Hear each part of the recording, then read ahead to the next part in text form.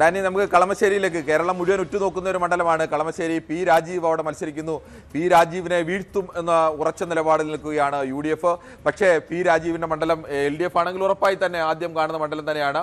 അവിടെ എങ്ങനെയാണ് കളമശ്ശേരിയിൽ UDF സാധ്യത കാണുന്നതിൽ എന്തെങ്കിലും അർത്ഥമുണ്ടോ?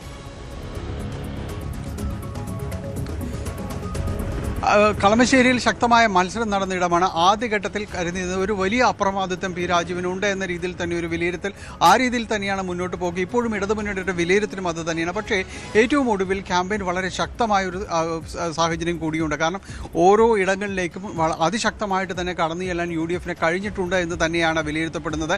നേരത്തെ അവിടെ DCC പ്രസിഡന്റ് മുഹമ്മദ് ഷിയാസിനെ പരിഗണിക്കപ്പെട്ടൊരിടമായിരുന്നു. പക്ഷേ ലീഗ് തന്നെ ആ സീറ്റ് തങ്ങൾക്ക് വേണം, തങ്ങൾക്ക് അവിടെ കരുത്ത് തെളിയിക്കാൻ തങ്ങൾക്ക് കഴിയുമെന്ന രീതിയിൽ എല്ലാം തന്നെ വന്നു. ഇത്തവണ ആ രീതിയിലേക്കുള്ളൊരു പ്രചാരണങ്ങളിലേക്ക് വളരെ അവസാന ഘട്ടത്തിലേക്ക് അവർ എത്തിച്ചേർന്നിട്ടുണ്ട് എന്ന് തന്നെയാണ് അവർ വിലയിരുത്തപ്പെടുന്നത്. ഒരു 3000-നും 5000-നും ഇടയിൽ തങ്ങൾക്ക് വോട്ട് ഒരു മേധാവിത്വം നേടിക്കൊണ്ട് വിജയിക്കാൻ കഴിയുമെന്നാണ് UDFന്റെ ഒരു കണക്കുകൂട്ടലും വിശ്വാസവും അത് തന്നെയാണ്. എന്തായാലും വളരെ ശക്തമായ ഒരു മത്സരമാണ്. പി രാജീവാണ്, മന്ത്രിയാണ് എതിർ സ്ഥാനത്തുള്ളത്. ശക്തമായ വിശ്വാസം ഇടതുമുന്നണിക്കുണ്ട്. എങ്കിലും അതിനെ മറികടന്നുകൊണ്ട് ഒരു ചെറിയ വോട്ടിംഗ് ഷെയറിലെങ്കിലും തങ്ങൾക്ക് മുന്നിലെത്താൻ കഴിയുമെന്ന് UDF കണക്കുകൂട്ടുന്നൊരിടം കൂടിയാണ്. ഒരു അട്ടിമറി അവിടെ കഴിയുമെന്നൊരു വിശ്വാസമാണ് UDFിനുള്ളത്. കൊച്ചിയെ സംബന്ധിച്ച് പ്രതിപക്ഷ നേതാവിന് ഏറ്റവും പ്രിയപ്പെട്ട നേതാവ് എന്നൊക്കെ പറയുന്ന മുഹമ്മദ് ഷിയാസ് മത്സരിക്കുന്ന മണ്ഡലം, അവിടെ മത്സരിക്കുന്നു. KJ മാക്സിയാണ് എതിരാളിയായി നിൽക്കുന്നത്. KJ മാക്സി കൊച്ചിയിൽ കഴിഞ്ഞ തവണ ഒരു അട്ടിമറി വിജയം എന്നൊക്കെ പറയാവുന്ന തരത്തിലേക്ക് കൊച്ചി പിടിച്ചെടുത്ത ഇടതുപക്ഷത്തെ നേതാവാണ്, ജനകീയനായ നേതാവാണ്.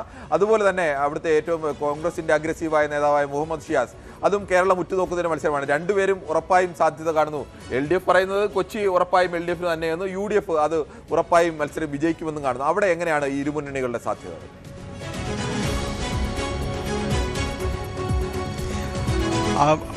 കിരൺ, കഴിഞ്ഞ 2 ടൈമുകളിലായിട്ട് മാക്സി അവിടെ നിലയുറപ്പിച്ചിട്ടുണ്ട്. അതിശക്തമായ രീതിയിൽ തന്നെ നിലയുറപ്പിച്ചിട്ടുണ്ട്. മാത്രമല്ല ശ്രദ്ധിക്കേണ്ട ഒരു കാര്യം, സംസ്ഥാന സർക്കാർ നടപ്പാക്കുന്ന ഏറ്റവും ബൃഹത്തായ ഒരു പ്രൊജക്റ്റ്, വലിയ പദ്ധതി, ജനോപകരമായ തൊട്ട് കാണിക്കാൻ പറ്റുന്ന, അടയാളപ്പെടുത്താൻ പറ്റുന്ന പദ്ധതി, അത് കടൽഭിത്തിയാണ്.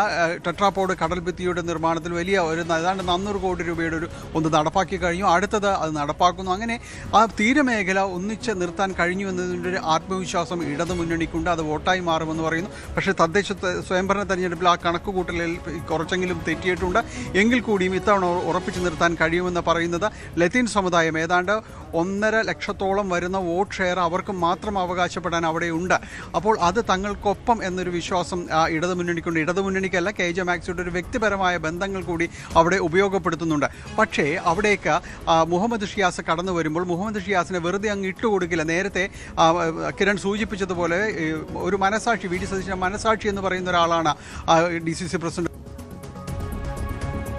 പണിയെടുത്തിട്ടുണ്ട് എന്ന് തന്നെയാണ് വ്യക്തമാകുന്നത്. ഇതിനകം തന്നെ ലത്തീൻ സഭാ സമുദായ നേതൃത്വവുമായി എല്ലാം ഒരു സമവായി ഇട്ടുകൊണ്ട് അവിടേക്കൊരു പാലം പണിയാൻ കഴിഞ്ഞിട്ടുണ്ട് എന്ന് തന്നെ അവർ കരുതപ്പെടുന്നു. അങ്ങനെയെങ്കിൽ കുറച്ച് വോട്ടുകൾ ആ ഭാഗത്തുനിന്ന് ഉറപ്പിച്ചു നിർത്താൻ കഴിയുന്നുണ്ടെങ്കിൽ അവിടെ ഒരു അട്ടിമറി വിജയത്തിലേക്ക് പോകാൻ കഴിയും എന്ന് തന്നെയാണ്.